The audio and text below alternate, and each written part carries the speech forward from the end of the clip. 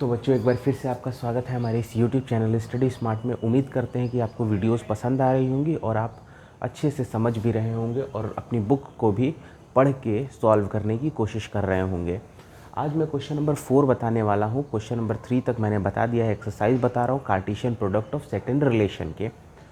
तो आज का जो टॉपिक है उसमें मैं सोच रहा हूँ कि 3 या 4 क्वेश्चन कराऊँगा एक वीडियो में, तो इसीलिए बने रहिए। बहुत ही सिंपल सा क्वेश्चन है, ऑप्शन भी मैंने लिख दिया है, तो आइए इसको सॉल्व करते हैं। अब लिखा हुआ है let R be the relation on a set A. कोई एक सेट ए है, कैपिटल लेटर से रिप्रेजेंट होता है। कोई एक सेट ए है जिसमें आर कोई रिलेशन दिया हुआ है। इस तरह से आर रिलेशन है कि R is equal to R inverse हो रहा है।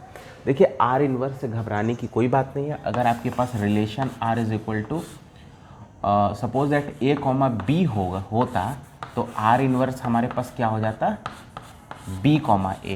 कहने का मतलब ये है कि जो एक्स एक्सिस वाला है वो वाई एक्सिस बन जाएगा, जो वाई एक्सिस वाला है वो एक्स एक्सिस बन जाएगा। बस यही सिंपल सी बात है आर इन्वर्स का मतलब। तो अब आप इसको देख के ही बता सकते हैं कि अगर आर हमारे पास ये है तो आर इन्वर्स हमारे पास ये है, तो कौन सा रिलेशन होगा। रिफ्लेक्सिव तो हो नहीं सकता, सिमेट्रिक ही होगा। बहुत ही सिंपल सा क्वेश्चन था, उम्मीद करते हैं ये समझ आया होगा। यहाँ पे देख लीजिए और भी कई चीज़ें हो सकती हैं, जैसे आर इज इक्वल टू अगर कोई बड़ा रिलेशन होता, suppose that A comma B, C comma D, E comma F, ऐसा भी होता अगर कोई रिलेशन, तो आर इन्वर्स में सबका ही पलट जाता। जैसे बी कॉमा ए हो जाता यहाँ पे हो जाता डी कॉमा सी हो जाता, और यहाँ पे हो जाता एफ कॉमा ई, कुछ ऐसा। तो दोनों से ही पता चलता है कि हमारा सिमेट्रिक ही होगा। आइए अब नेक्स्ट क्वेश्चन की तरफ बढ़ते हैं।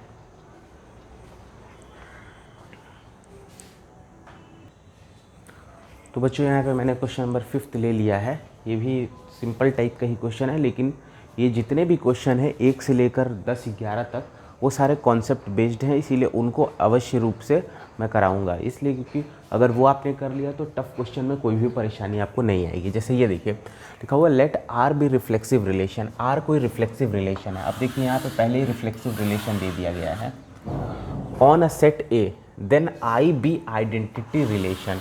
और आई कोई आइडेंटिटी रिलेशन है on set A. A set का ही एक आइडेंटिटी रिलेशन है। आर रिफ्लेक्सिव रिलेशन है, आई आइडेंटिटी रिलेशन है। तो अब बताना है आपको कि I is proper subset of R होगा, या R is proper subset of I होगा, या I is equal to R होगा। इन तीनों ऑप्शन में से कौन सा सही होगा। तो देखिए सबसे पहले मैं आइडेंटिटी रिलेशन के बारे में आपको बता देता हूँ। आइडेंटिटी रिलेशन में केवल रिपीट वाले ही आते हैं, जैसे 1,1 आ सकता है, 2,2 आ सकता है, 3,3 आ सकता है, 4,4 आ सकता है, और ऐसे ही चलता जाएगा। This is identity relation. इसमें कोई भी अलग नंबर नहीं आ सकते हैं। जो x होगा वही y, जो x वही y, जो x वही y होगा। लेकिन अगर आपको याद होगा तो रिफ्लेक्सिव में ये कोई ज़रूरी है नहीं। बस रिफ्लेक्सिव में ये ज़रूरी है कि अगर आपके पास 1,2 है तो ये वाला रिपीट होना चाहिए, मतलब 1,1 भी प्रेजेंट होना चाहिए। अगर आपके पास 2,3 है तो आपके पास 2,2 भी प्रेजेंट होना चाहिए। तो ये आइडेंटिटी रिलेशन, ये रिफ्लेक्सिव रिलेशन हो जाएगा। तो रिफ्लेक्सिव रिलेशन में इस टाइप के सारे एलिमेंट्स तो आ ही जाएंगे रिपीट वाले, और साथ ही साथ इसमें कुछ एक्स्ट्रा एलिमेंट भी आ जाएंगे, जैसे कि ये वाला हो गया। तो इससे आपको पता चल रहा होगा कि R जो होगा वो बड़ा होगा I से। इसका मतलब है कि सारे एलिमेंट आई वाले आर में तो आने ही है, और साथ ही साथ इक्वल भी नहीं होना, इसीलिए प्रॉपर सबसेट लगा हुआ। इक्वल इसलिए नहीं होगा क्योंकि हमेशा ही इसमें आर वाले में ज़्यादा एलिमेंट होंगे, नंबर ऑफ एलिमेंट्स इसमें हमेशा ज़्यादा होंगे आई वाले से। तो इसीलिए आई इज़, ये वाला ऑप्शन सही है। R is proper subset of I. उम्मीद है ये समझ में आया होगा। आइए नेक्स्ट क्वेश्चन को ले लेते हैं।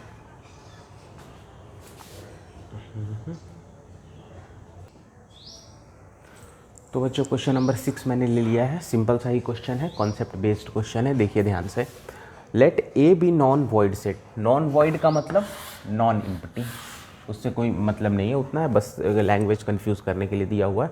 Of the children in a family the relation X is the brother of Y. ये इंपॉर्टेंट है, ये रिलेशन है X is the brother of Y.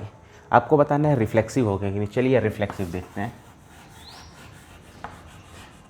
देखिए अगर रिफ्लेक्सिव होता तो यहाँ पे अगर x is the brother of y लिखा हुआ है तो x is the brother of x बनेगा, जो कि पॉसिबल ही नहीं है। वो खुद का ही भाई, मतलब कि देखिए x is the brother of y है तो इसका मतलब x is the brother of x होगा, जो कि बिल्कुल गलत स्टेटमेंट है, तो रिफ्लेक्सिव तो नहीं होगा। नेक्स्ट हमारे पास आता है सिमेट्रिक।